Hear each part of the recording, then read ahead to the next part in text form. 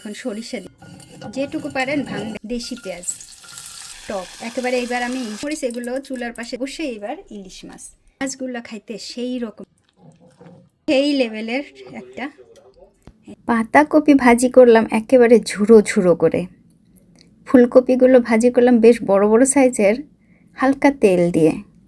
এই ওয়ান পিসগুলো দেখতে কিন্তু খুব সুন্দর। আপনাদের দুলাভাই একটা ব্যাগ সারতে দিছিল, কিন্তু ব্যাগটা ওরা সেরে দিতে পারবে না, তা সেই ব্যাগটা আবার ফেরত নিয়ে আসছি। তারপরে ওই ব্যাগটাতে আমি কি করছি দেখেন, এই যে এরকম ভেঙে গেছে বা ছিঁড়ে গেছে। সিঁড়ি দিয়ে এই যে উপরে উঠতেছি, কি করছে জানেন আপনাদের দুলাভাই? আসতেছে উপরে, গাড়ি উপরে পার্কিং করছে, আমরা নিচে এক পাকে ঘুরে আসছি। হ্যাঁ, প্রতিদিন ওইখানে রাখে, তো একেবারে ওই হয়ে গেছে, অভ্যাস হয়ে গেছে, ওইখানে গিয়ে ঘুরে আসছি। তারপরে মনে পড়ছে যে গাড়ি এইখানে। হ্যালো সবাই, কেমন আছেন? আমি কলিকল্পনা, সাউথ কোরিয়ার আরেকটা ব্লগ নিয়ে চলে আসছি। সবাইকে আসসালামু আলাইকুম। 출발 함기사 출발. আমরা এখন যাচ্ছি লতিয়া আউটলেট। আপনাদের দুলাভাই বহুত আগে একটা ব্যাগ এখানে সারতে দিছিল, কিন্তু ওরা সারতে পারবে না, সেইটারে আবার ফেরত আনতে যাচ্ছি।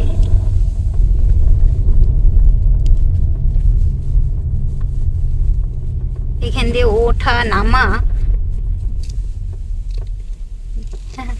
আমার কাছে প্রথম প্রথম অনেক অন্যরকম লাগতো। পার্কিং প্লেসটা অনেক বড়। রিসিপ্ট দেখতেছে, বহু মাস হয়ে গেছে সেই রিসিপ্ট রাইখা দিচ্ছেন। ব্যাগ তো উঠান, চামড়ার ব্যাগ, এটা সারাই দিতে পারবে না। যে হ্যান্ডেলটা ভেঙে গেছে, মানে ছিঁড়া গেছে, ভেঙে গেছে। অনেক দিন পরে আসলাম এই শপিং কমপ্লেক্সের। কাপড় বা ধরেন ফ্যাশনেবল কোনো ড্রেস, আপনি এখানে অনেক কিছু পাবেন, ছোট বাচ্চাদের থেকে আরম্ভ করে বড়দের পর্যন্ত, মানে জুতা, স্যান্ডেল, সমস্ত কিছু, কসমেটিক্স সব।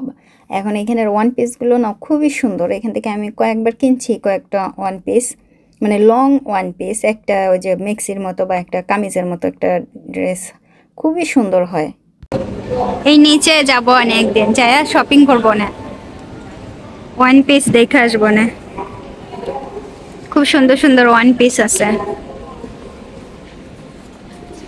এই পাশটাতে ছেলেদের পোশাক আছে এবং খুবই সুন্দর সুন্দর, মন কাড়া বলতে পারেন, শার্ট বা টি শার্ট, এই ধরনের যে এগুলো আছে এত ভালো লাগে দেখতে, মানে ভেরি হ্যান্ডসাম বলতে গেলে এরকমই আছে। কিছু কিছু পোশাক আছে মানে খুব একবার দেখলেই মনে হয় যেন খুব সুন্দর। তো ডার্কস এই পাশে আরো একটা, তার পাশে হচ্ছে হেজিস। আমরা যাব হেজিসে।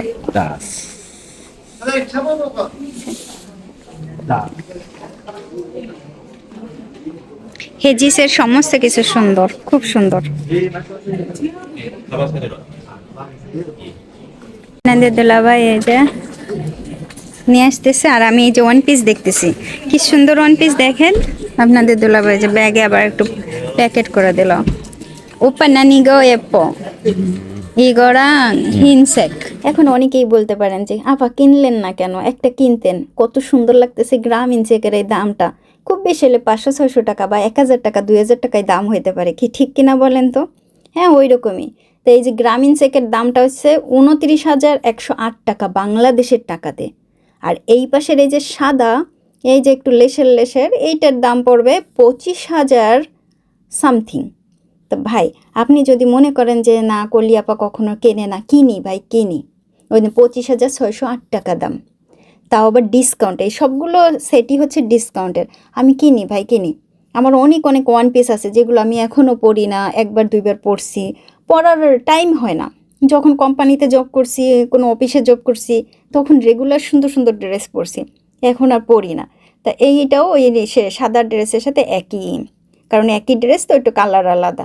তা দেখছেন তো দাম, এখানে সব কিছুই সুন্দর, দামও সুন্দর, ওম সুন্দর, মানে খুবই সুন্দর দাম, বুঝছেন, প্রচুর দাম, এত বেশি দাম।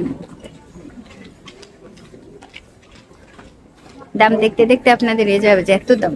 আমার প্রচুর পরিমাণে খিদা লাগছে। আমি একদিন একটা ড্রেস পরে ভাত খাচ্ছিলাম, একজনে বলছিল কি রকম ড্রেস পরে খাইতেছে।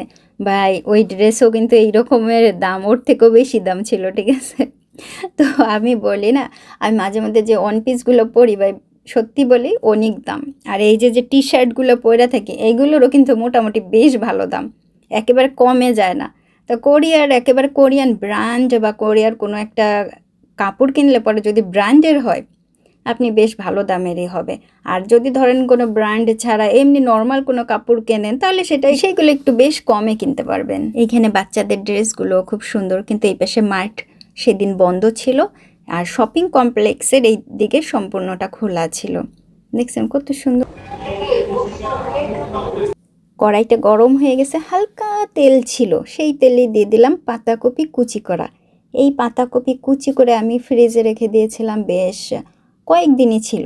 তারপরে এই যে এখন দিলাম একটুখানি মরিচ কুচি, তার উপরে হলুদ দিয়ে ওইভাবে ঢেকে রেখে দিলাম। আর ফুলকপি বের করলাম, ফুলকপিগুলো দেখেন কেমন কালো হয়ে গেছে, উপর থেকে একটু কেটে কেটে ফেলে দিচ্ছিলাম। ফুলকপি কিছুদিন হয়ে গেলে এরকম কালো কালো হয়, পাতাকপিও হয়। তাই আমি আবার উপর থেকে একটু একটু ফেলে ফেলে দিয়ে তারপরে এইগুলোকে আজকে রান্না করব। এই ফুলকপি আমি ভাজা করব বেশ বড় বড় সাইজের করে, একটু বেশ শক্ত শক্ত হবে ওই রকম, হালকা আছে ভাজা করব। তো এইগুলো আমি পরিষ্কার করে নিচ্ছিলাম। আর ওই দিকের পাতাকপি ভাজাটা হবে একেবারে ঝুরা ঝুরা, মানে ওই ঝুরা ঝুরা দেখে আপনারা অনেকেই হয়তো মনে করবেন যে কিভাবে ভাজা করলেন। একটা আপু তো বলছিলেন যে পাতাকপিটা একটু শেয়ার করেন আপু। হ্যাঁ হ্যাঁ অবশ্যই, এই যে সেই পাতাকপি। তো ওই যে রেখে দিলাম ঢেকে, এখন এই দেখেন হালকা করে এই যে নাড়িয়ে চাড়িয়ে দিয়ে, এটাও আমি একেবারে নিভু জলে করতেছি। পাতাকপি ঝুরা এরকম ভাজি করতে হলে এখন আমি লবণ দিয়ে দিলাম, করতে হলে অবশ্যই পাতাকপি কেটে কুচি কুচি করে মানে কিছুদিন একটু রাখবেন বা একদিন একটুখানি শুকাই নিয়েন রোদ্রে, তাহলে কিন্তু বেশ ভালো হবে। তাহলে ওই পাতাকপির স্বাদ কিন্তু আপনি অন্যরকম পাবেন, ভাজার স্বাদ। আবার সদ্য পাতাকপি কুচি করে ভাজি করলে পরে তার স্বাদ আবার আলাদা হবে। তাই এই ঝুড়া করার সিস্টেম ওই একটাই, একটু রোদে শুকাই নিয়ে। পাতাকপি ভাজি হয়ে গেছে, ওই যে লবণ দিলাম, তারপরে একটু নাড়াচাড়া করে হয়ে গেছে, ঝুড়া ঝুড়া হয়েছে, খুব সুন্দর হয়েছে, হালকা আঁচে করে নিয়েছিলাম। আর এখন আবার এই যে তাওয়াতে তেল দিলাম, মরিচ কুচি আর হলুদ দিয়ে দিলাম তেলে। এখন ওই যে ফুলকপিগুলো কেটে রেখেছিলাম সেই ফুলকপিগুলো দিয়ে দিলাম। এইটাও হবে একেবারে হালকা হালকা আঁচে, নিভু নিভু জালে যে রান্নাটা হবে বা ভাজা হবে। উপরে একটু লবণ দিয়ে দিলাম, তারপর আপনি ঢেকেও দিতে পারেন বা ঢাকা ছাড়াও করতে পারেন। আমার কাছে কিন্তু এই ভাজাটা খুব ভালো লাগে, একটু শক্ত শক্ত থাকবে, মানে মুখের টেস্টে খাওয়া হবে। আমি একটু এই যে দেখেন আপনাদেরকে দেখাচ্ছি, হাত দিয়েই দেখাচ্ছি, এত নিভু জাল যে হাত দিয়েও যদি উল্লাটা করে দিই বা একটু নেড়ে চেড়ে দিই হাতে লাগতেছে না। এখন অনেকে বলবেন আপু হাতটা দিলেন কেন, আপনার কি খুন্তি বা চামচ নাই? আর এবারে আসে এই যে পাতাকপিটা আমি রেখে দিছি এইভাবে সুন্দরভাবে। আর আজকে আর কি রান্না করব, একটা বিশেষ খাবার রান্না করব, তার জন্য আমি আজকে অনেক কিছু নিয়ে নিছি। এখান থেকে তেঁতুল পানিতে ভিজিয়ে রাখবো, বেশ খানিকটা তেঁতুল নিলাম, মানে আমি যতটুকু টক খেতে পারবো বা যতটুকু রান্না করব সেই পরিমাণে তেঁতুলটা নিয়ে পানিতে ভিজিয়ে রাখবো। আর ওই দিকে ফুলকপি কিন্তু হচ্ছে। আজকে আমার এত রান্নার যে রান্না কিন্তু আমি প্রায় সময় অনেকগুলোই করি, কিন্তু ভিডিও করা হয় না। অনেকে ভিডিও করেন যে আজকে এত পদ রান্না করলাম, আমার আবার ওই রকম হয়। এই দিকে তেঁতুলটা সুন্দরভাবে পানিতে একেবারে নরম হয়ে গেছে, নিয়ে নিয়েছি শুকনা মরিচ চুলার পাশ থেকে, আর একটা কাঁচা মরিচ ঝাল মরিচের অর্ধেক, আর একটা দেশি পেঁয়াজ, পেঁয়াজটা কুচি কুচি করেই নেব। আজকে একটু আগে যে পাতাকপি ভাজি করলাম অল্প তেলে, আবার অল্প তেলে ফুলকপিও বড় বড় মানে টুকরা করে ভাজি করছি। এখন রান্না করব মজার আর একটা খাবার। আগে যে তেল দিলাম, অল্প হলুদ দিছি, মানে হলুদ নিয়ে আসতে হবে, তারপরে এই যে লবণ দিলাম। তেল তো গরম হয়ে গেছে, এইবার মাছ দিয়ে দিচ্ছি।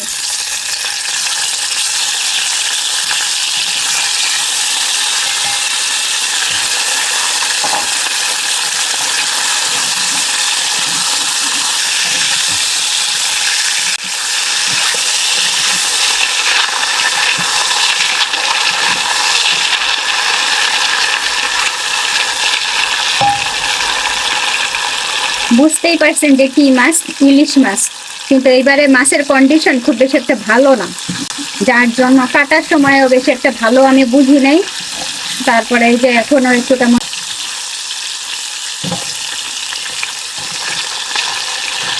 অনেক আগে একটা আপু বলছিল তেঁতুল দিয়ে ইলিশ মাছের টক, যেটা আমার অনেক পছন্দের।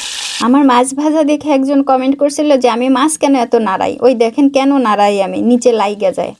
ভাই আপনি আমার রান্নাঘর নিয়ে এত টেনশন করেন না। হ্যাঁ, আমি মাছ কেমনে ভাজা দেবো সেটা আমার ব্যাপার, ঠিক আছে, কিন্তু তারপরও মাছ লেগে যায়, আমি সেজন্য মাছ এরকম হালকা করে এরকম নাড়াই দিলে নিচ থেকে লাগে না। আমি কিন্তু ইলিশের গন্ধ পাইতেছি না। এই মাছটা এবার একেবারে ইলিশের গন্ধ নাই, কিচ্ছু নাই।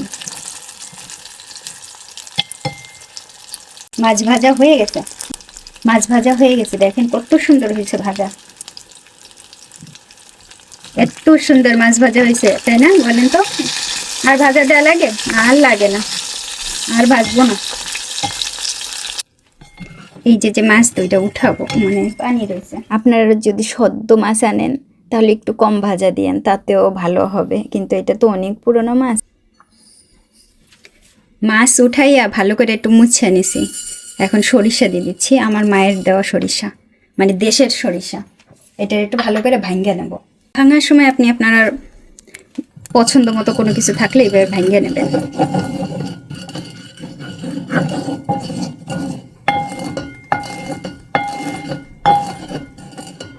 যেটুকু পারেন ভাঙবেন, এবং আঁচ খুবই নর্মাল আছে।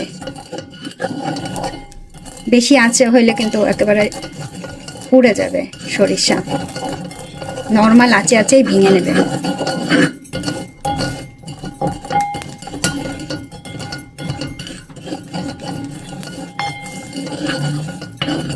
আর একটু আস্তে আস্তে থাকুক, দেখতেও ভালো লাগে, খাইতেও ভালো লাগবে না। এইবার তেল, সাদা তেল, মাছের তেল কিন্তু আমি এমনি উঠাই রাখছি। হলুদ, বেশি পেঁয়াজ, পুরো একটা পেঁয়াজ দিছি।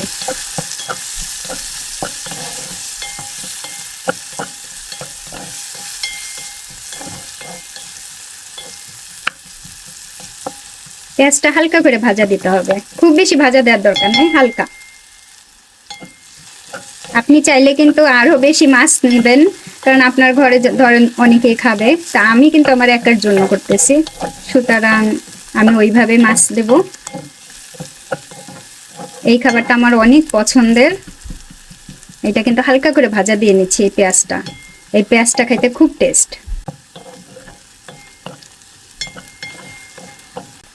পেঁয়াজটা এরকম ভাজা হইলে দেখেন বোঝা যাচ্ছে যে হালকা এরকম ভাজা হয়েছে। তেঁতুলের টক একেবারে এইবার আমি সহ দিয়ে দিচ্ছি, যে আঁটি সহ। এইবার শুকনা মরিচ এগুলো চুলার পাশে ছিল, সুন্দর কালার হয়েছে, অনেক বেশি ঝাল হবে, ঝাল ঝাল হবেই সেইভাবে। তার সাথে লবণ স্বাদ মতো, আর সাথে অবশ্যই এবার ইলিশ মাছ। এখন ইলিশ যেহেতু আমি একা খাবো, সেই তো এক পিসি দিছি। আমি চাই আমাদের বাড়িতে আজকে কেউ আসুক। এইবার আমি জালটা বাড়াই দেবো। এতক্ষণ ছিল নেবু নেবু জাল, এইবার জাল বাড়াই দিছি। আর লবণটা অবশ্যই স্বাদ মতো, কারণ টক দেওয়া হয়েছে যেহেতু। এইবার এটা হবে, সাথে একটা কাঁচামরিচ অর্ধেকটাও।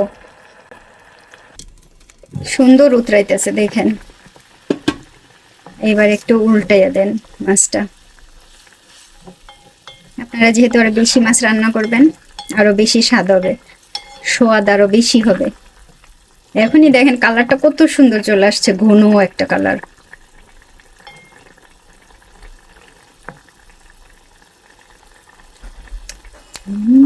টক।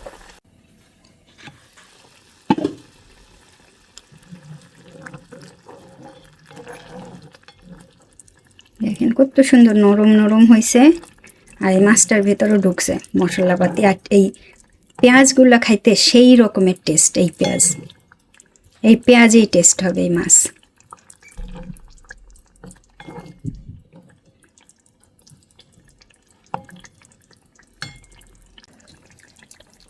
লাস্টের দিকে এসে অবশ্যই একটু চিনি দিতেই হবে।